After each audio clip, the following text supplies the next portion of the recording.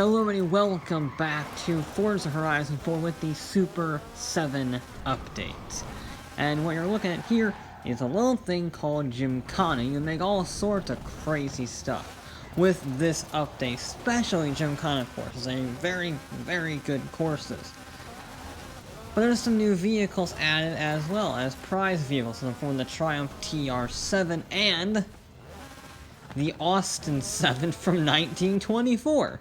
Which got me thinking, what if I was to Gymkhana in Austin 7? Cause I was gonna make a Gymkhana course for this, cause I love the sports. However, why do it in something sensible, like a rallycross car, or the Unicorn, or anything else? No, let's do it in a car from 1924. That is how we do it. Now you can't just have a normal car, okay? This is powered by the biggest engine, the 4-cylinder motor bicycle engine. That makes about 300 horsepower, which doesn't sound like a lot, especially in the age of Gymkhana cars, 1400 horsepower. So, no massive power here, but critically, the maximum tire size on this 4-wheel drive classic is 150s all around.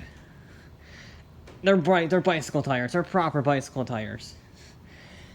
And my plan was to run this car in a Gymkhana course. I even made a very cool looking livery on it, in my personal opinion, to harken back to the old MG Austin Metro 6R4 rally car. It was a pretty good vehicle. There was a problem, though. Several, actually. The first problem was, during testing to make sure the car worked, it wasn't the easiest thing to drift. It suffered very much, ironically, like the MG Metro 6R4.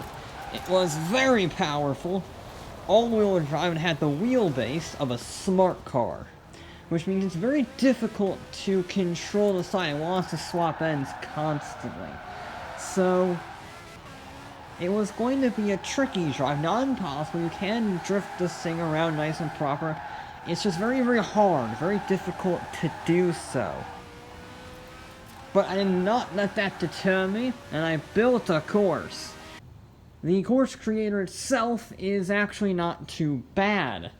I mean, it's not GTA levels, and yes, I do say that fully understanding and having an experience in the art of misery when it comes to the GTA 5 creator, but it's not bad. It's about in between Dirt 5 and GTA 5, ironically. There's a little bit of a limit on the number of props and the quantity of props, only about 20 or 30 props available for the entire game. What you can do with those props is mind-boggling, but there aren't many of them. So you are limited in that regard. I'm also limited in the car. My car can't do switchbacks pretty good. It's not very good at that. You can't just rip the handbrake, chuck it in sideways, and then chuck it in again. One, it doesn't have the power. So if you're not in first gear, if you're trying to do a handbrake, 180, it doesn't necessarily have the power in the middle of the RPM range. So you have to be constantly redlining it, or it's not going to get any power at all, and it's just going to stall out. The other problem is, well, the swappy ends that I mentioned earlier. You have to design a course so that that doesn't happen, or that reduces what happens. Which means a lot of high-speed, long corners with some precision driving elements thrown in. And it took about an hour and a half. It was not the easiest system to learn, and there were certainly some issues with the buttons. I don't know who decided to make the blueprint editor mode the exact same button as the testing my route option, but they made that the same button. I don't know why. That person's an evil psychopath. But I eventually got it working, published it, and this is when things went wrong. You see, some ideas just don't really work. And this is one of those ideas, because I knew it was going to be tricky, with the car and its handling characteristics, and trying to get everything lined up without any, like, rewind cameras or anything like that, replay cameras, whatever you want. It was going to be tricky. But I was ready and I was getting used to the handling of it. The one thing I did not anticipate to happen were game physics completely breaking on me. What do I mean by that? I mean the car. I don't know if it was the tune that I was using, or if it's just a fundamental problem with the Austin 7 and its handling and suspension settings in the game files. But, either way, it sort of broke all of physics and matter. Because any time I would go to hit a jump, it would just sort of phase through the jump. It would go up it, but only after its wheel sunk up to the axle, and in some cases, it would hit the edge of the jump with it sunk in, and stop dead. Or it would do a backflip, or it would do a front flip and fall through the jump. I don't know why. It became a very big problem because I'm trying to get this run done in one attempt. And every time I hit a bloody jump, I wasn't 100% sure if it was going to phase through the jump or actually take it properly. Sometimes it did both. Sometimes it did neither. It was super unpredictable and problematic. And that's just getting up the jump.